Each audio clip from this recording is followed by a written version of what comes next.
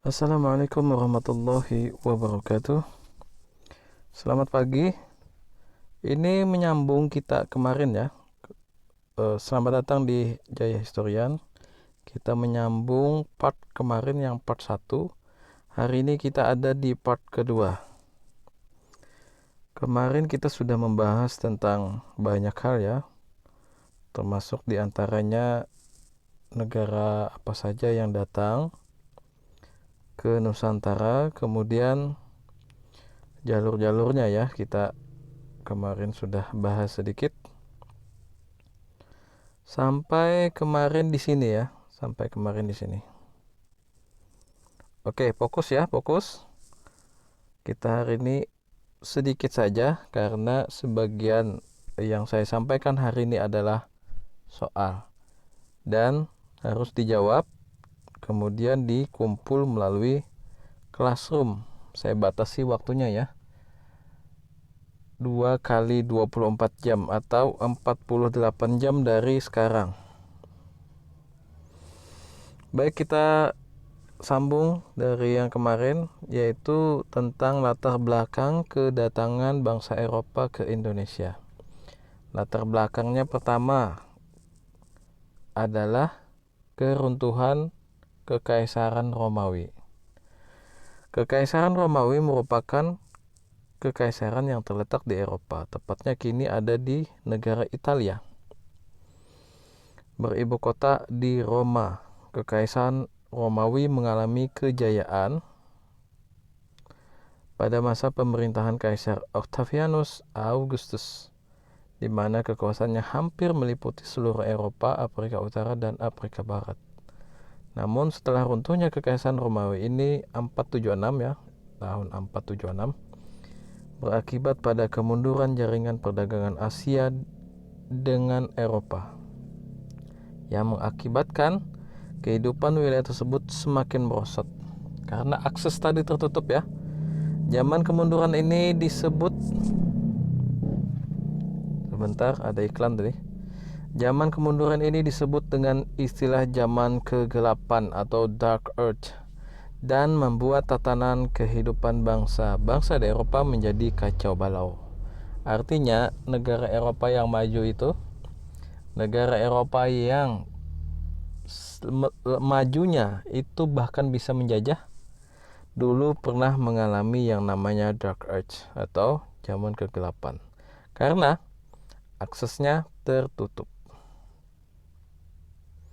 Dan yang kedua ya, ini yang satu ya, ini latar belakang. Satunya ini karena runtuhnya Romawi, kemudian yang kedua karena adanya perang salib. Nah, yang kedua ya, kita baca sama-sama, kalian bisa juga baca sendiri. Ini melatih literasi. Apa yang kita baca itu kita pahami, itu termasuk dalam literasi yang baik. Kalau misalnya literasi kita tidak baik, itu apa yang kita baca tapi kita tidak paham. Itu levelnya SD ya, baca tapi tidak paham. Yang paling parah ya, literasinya paling parah yaitu adalah yang tidak bisa membaca. Ada lagi yang lebih parah dari itu.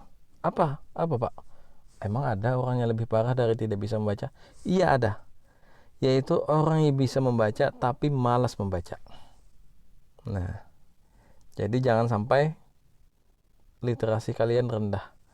Jadi literasi itu ya, yang standar aja nih, kita baca kita paham. Nah begitu. Kalau rajin membaca, wawasan luas, itu disebut sebagai literasinya yang baik ya.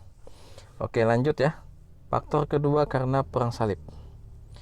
Jadi kenapa saya menjelaskan modul? Supaya kalian itu mengerti. Karena kalau saya jelaskan PPT, kalian jadi manja. PPT itu untuk kalian ya, dikerjakan oleh kalian, mengambil dari modul.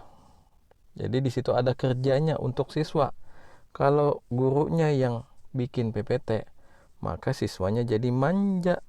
Tapi tidak apa-apa kalau tujuannya untuk mempermudah ya. Kalau tujuannya untuk mempermudah ya tidak apa-apa. Nanti setelah ini ya, setelah modul-modul saya jelaskan, itu ada kalanya nanti saya akan menjelaskan menggunakan PPT. PPT itu adalah singkatan dari P-nya itu power, P yang satu lagi adalah point, T-nya itu T-nya point, ya. Artinya apa? Poin yang berkekuatan. Jadi yang dijelaskan bukan tulisan yang banyak gitu, bukan. Di PowerPoint itu ya. Jadi poin-poin yang kuat saja. Artinya misalnya satu halaman itu isinya tulisan semua, kita ganti dengan PPT.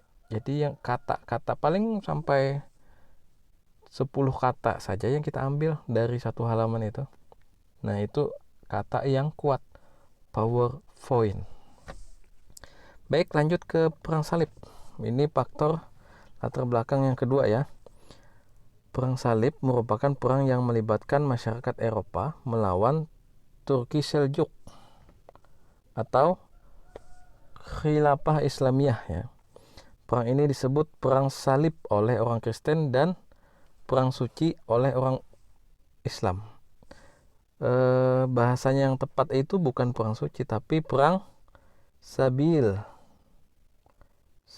ya, oleh orang Muslim. Kalau orang Kristen bilang salib, kalau orang Islam itu disebut sebagai sabil.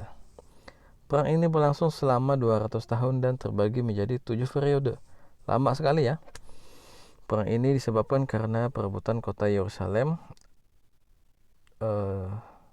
Palestina ya, atau sekarang diakui dunia adalah Israel. Padahal ini tempat kontroversi ya, dari dulu rebut-rebutan dan faktor oleh agama. Akhirnya kota ini dapat direbut kembali dari tangan Kristen yang telah berkuasa selama 100 tahun dalam perang Hittin. Pahlawan Islam yang terkenal ini bernama Salahuddin Al-Ayyubi. Bangsa Barat masih tidak tinggal diam. Raja Richard the Lionheart dari Inggris menghimbau raja di Eropa untuk merebut kembali kota Yerusalem, namun mereka gagal. Nah, kemarin saya sudah jelaskan tentang ini ya. Ini review sedikit saja. Jadi ada beberapa faktor penyebab perang salib: adanya larangan bagi pejabat Kristen untuk mengunjungi Yerusalem, jatuhnya dinasti Umayyah di Spanyol, Paus Urbanus berusaha untuk mempersatukan kembali gereja Roma dengan gereja di Romawi Timur. Kemudian dampak adanya perang salib, jalur perdagangan Eropa, jalur perdagangan Eropa dan Timur Tengah menjadi terputus, apalagi dengan dikuasainya Konstantinopel. Kemudian bangsa Eropa mulai mengetahui kelemahan dan ketertinggalan mereka dari orang Islam. Artinya orang Islam itu pernah lebih maju ketimbang bangsa Barat. Kemudian yang C, adanya motif balas dendam di kalangan orang Kristen. Kemarin kita sudah bahas ya. Nah, kita lanjut di sini ya. Jatuhnya Konstantinopel ke umat Islam 1453 diingat terus ya. Karena tahun ini harus supaya kita tuh memahami adanya kronologis. Pada tahun 1453, Khilafah Utsmaniyah yang berpusat di Turki berhasil menguasai Konstantinopel yang sebelumnya termasuk wilayah kekuasaan kerajaan Romawi Bizantium atau Romawi Timur. Jatuhnya Konstantinopel ini dipimpin oleh Sultan Muhammad II atau Sultan Muhammad Al-Fatih. Jadi beliau ini ya sejak kecil sudah hafal Al-Quran, sudah banyak menguasai bahkan sampai 7 bahasa. Beliau sejak kecil, sejak usia muda itu sudah dijadikan imam. Belajar agama sangat kuat sekali. Kemudian beliau ini ahli strategi perang. Itu ada di buku Sultan Muhammad Al-Fatih ya. Itu bukunya sangat tebal sekali, menceritakan tentang keberhasilan beliau dalam mengambil alih Konstantinopel dan menjadi pusat pusat khilafah ya di Turki kalau sekarang. Karena kebijakan dari kerajaan Turki Utsmani yang melarang pedagang dari Eropa masuk ke Istanbul, akibatnya pedagang Eropa kesulitan mendapatkan barang dagang yang sangat mereka butuhkan. Salah satunya adalah rempah-rempah yang dari Indonesia. Mereka mengira ya, orang barat ya. Ini begini ya.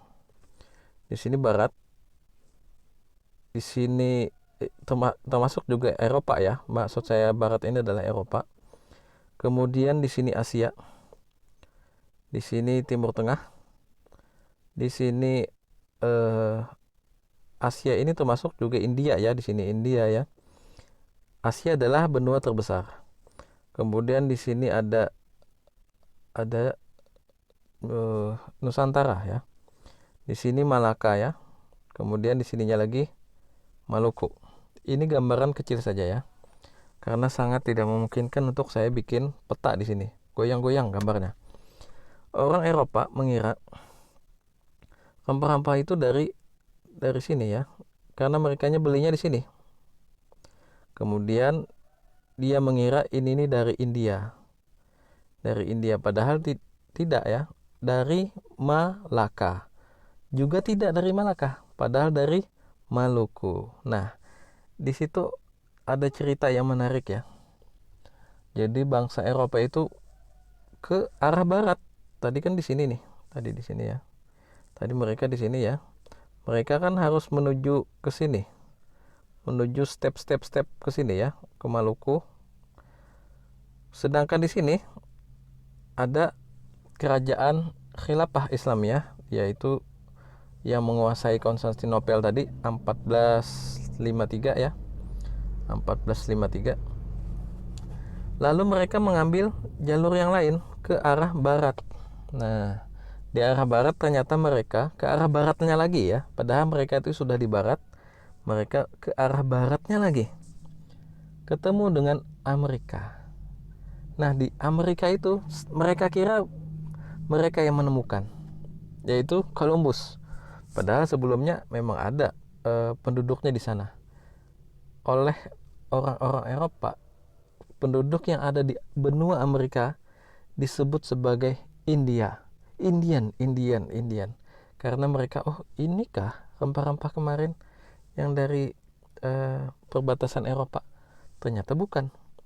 Nah, nama Indian itu sudah melekat hingga sekarang. Jadi suku yang ada di Amerika itu disebut sebagai suku Indian. Ya, ini menurut sebutan dari Eropa. Padahal mereka salah kira. Mereka kira ini benua Amerika adalah dihuni oleh orang India yang mengirim rempah-rempah. Salah paham ya. Salah pahamnya tuh masih sampai saat ini menempel. Oke, lanjut tadi di sini ya. Itu akan saya jelaskan nanti menggunakan peta, bisa lebih jelas lagi. Kemudian yang kedua, penjelajahan samudera. Bangsa Eropa terkenal dengan kemahirannya dalam pelayaran ya. Selain itu, dalam mencari rempah-rempah hingga perburuan mutiara dari timur. Mutiara ini bukan emas ya. Mutiara adalah rempah-rempah. Mutiara dari timur.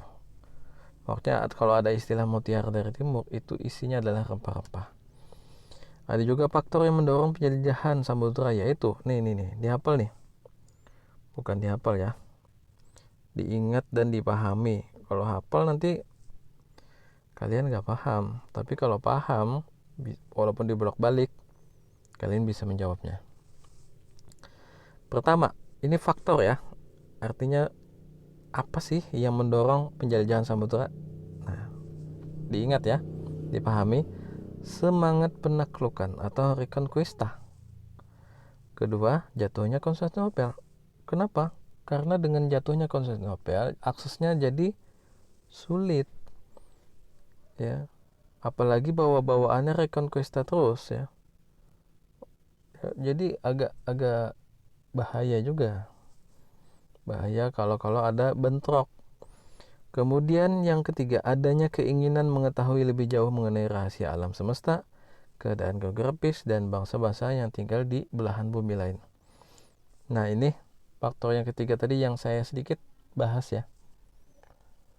Di sini nggak bisa lewat sebelah. Ternyata waktu itu tembus ya, tembus.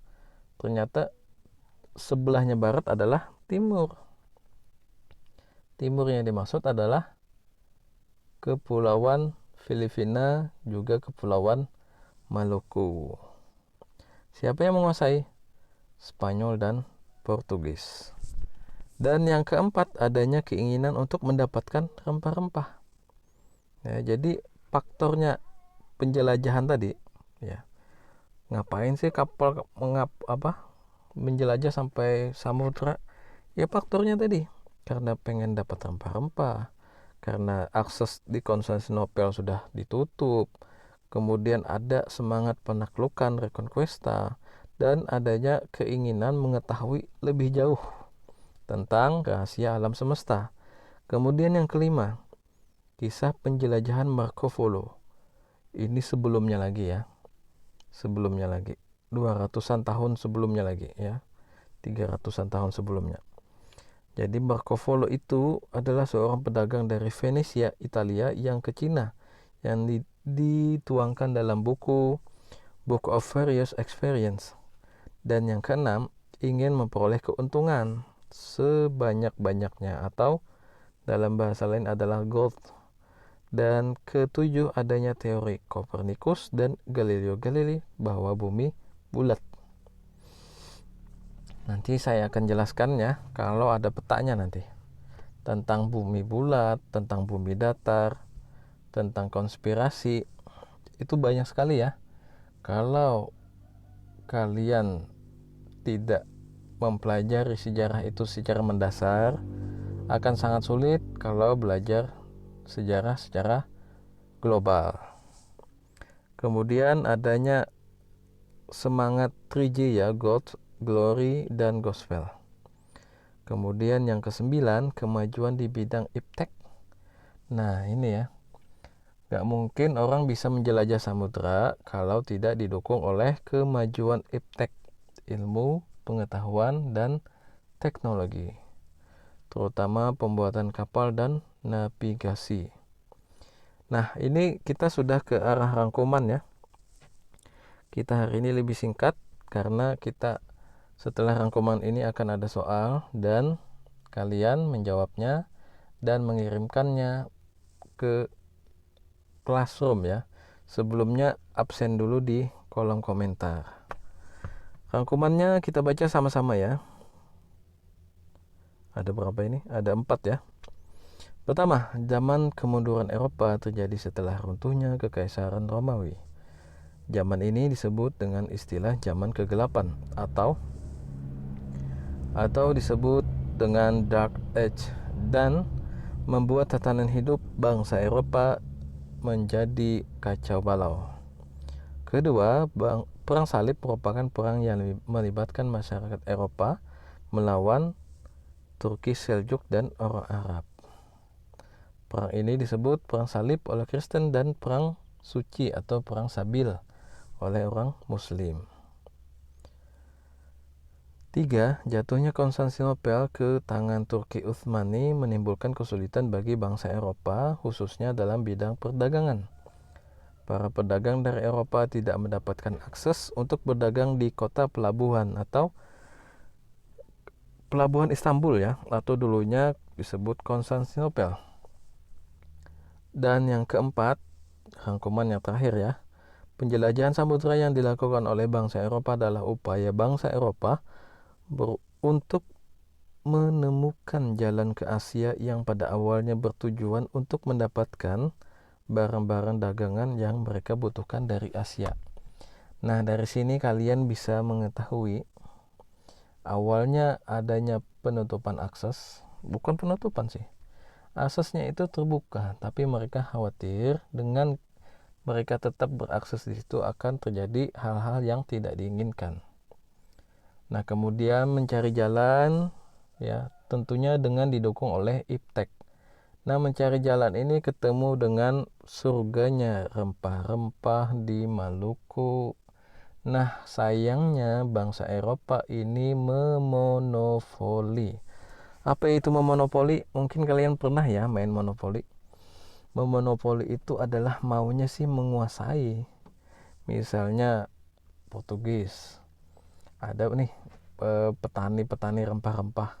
Langsung ditawarin, "Hei, kalian petani, jualnya ke saya ya." Jualnya ke saya. Terus ada orang mau beli. Orang yang mau beli, belinya ke saya ya. Jadi mereka yang dapat untung.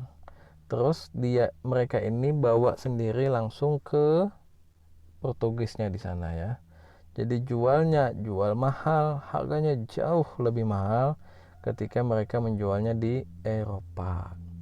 Nah, untuk mendapatkan ini, mereka mati-matian menguasai. Awalnya mereka hanya menguasai di ekonominya saja. Ternyata lama-lama mereka menguasai secara politik. Inilah yang disebut sebagai penjajahan. Ya, oke, lanjut kita ke soal. Berapa menit sih udah? 21 menit. Oke, saya kira 31 menit. Latihan soalnya ini di screenshot boleh. Dijawab ya, nanti dikirim di Classroom. 1. Runtuhnya kekaisaran Romawi membawa dampak kemunduran bagi bangsa Eropa. Zaman ini dinamakan, saya sudah jelaskan tadi ya. Nanti dijawab. Jawabnya simpel aja. 1 misalnya A, zaman kemunduran, misalnya begitu ya. Terus 2-nya apa? Soalnya nggak usah ditulis. Yang penting kalian memahami soal ini, karena soal ini berpotensi saya keluarkan ketika ulangan. Dan ingat, saya tidak sedikit pun toleransi dengan orang yang menyontek. Dan ulangan kita, saya harapkan, khususnya ulangan akhir semester, ini dilakukan secara PTM, tatap muka ya. Jadi kalau ada nyontek atau curang lewat Google, lihat Google atau bantuan HP, maka kertas ulangannya saya sobek ya. Saya harus tegas mencegah korupsi dari kecil, sejak dini. Salah satu korupsi yang terjadi adalah menyontek, kecuali mengerjakan tugas di rumah.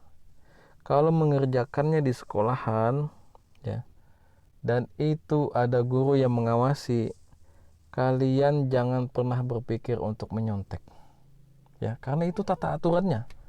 Nggak boleh kalian mengubah aturan. Kalau kalian diberi tugas di rumah ya, nggak mungkin kita menyuruh kalian jangan nyontek ya, itu nggak mungkin. Tapi kalau ulangannya di rumah, ini ulangan atau ujian di sekolah dan ada pengawasnya, kalau kalian nyontek, saya sobek kertasnya. Ini saya sampaikan ya, jangan menyesal nanti kalau ketika ulangan, ketika buka Google, nanya teman, akan menyesal. Dan ingat ya, saya lebih menghargai kejujuran kalian ya, karena jujur itu lebih penting ketimbang nilai kalian tinggi tapi kalian pendusta, kalian jadi pembohong, kemudian nanti dewasanya jadi korupsi ya. Semoga sangat kita tidak berharap seperti itu ya. Jadi kita mencegah itu, kita tidak mau kalian jadi pencuri, pembohong di masa depan. Tolong itu camkan dalam hati kalian, jangan pernah berbohong, jangan pernah korupsi, jangan pernah menyontek ya. Ini pesan saya nih. Oke, nomor 2. Perang salib atau perang suci antara orang Eropa melawan Turki Saljuk dan orang-orang Arab membawa dampak bagi sejarah dunia, yaitu, bisa di screenshot saja ya, jawab ya. Oke, lanjut ke nomor 3. Jatuhnya kota Konstantinopel ke tangan Turki Utsmani membawa dampak. Apa dampaknya? Ini pernah saya jadikan soal di kuisis ya, kalau nggak salah ya. Nah, kemudian nomor 4. Nih, cara baca soal ya. Nomor 4 itu begini sebetulnya. Nih, cara bacanya ya. Teknis cara membaca. Mulai dari kata dari ini. Nah, ini teknisnya ya. Dari data di atas, yang menjadi pendorong bangsa Eropa melakukan penjelajahan samudera adalah apa pendorongnya?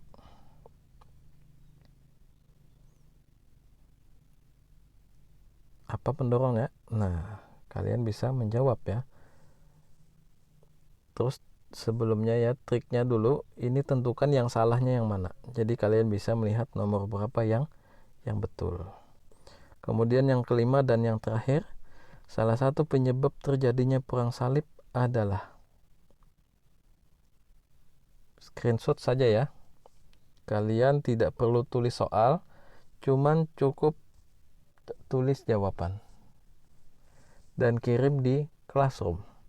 Nah, kalau begini saya tidak bisa mencegah kalian, oh jangan nyontek ya. Itu tidak bisa. Dan itu mustahil. Tetapi kalau nanti ulangan, tatap muka, kalian ulangan jadi kelas, saya melarang keras kalian untuk menyontek. Tapi kalau saat ini nih, kalian misalnya ya menyontek, terus nyontek dulu sama teman, terus baru kirim ke Google Classroom, itu saya tidak bisa mengawasi. Saya hanya bisa menghimbau, tolong jangan korupsi, tolong cari jawaban sebisa mungkin dan kirim, begitu kan. Tetapi kalau nanti di kelas kalian nyontek, kertasnya akan saya robek. Oke ya, terima kasih untuk perhatiannya untuk part kedua sejarah Indonesia.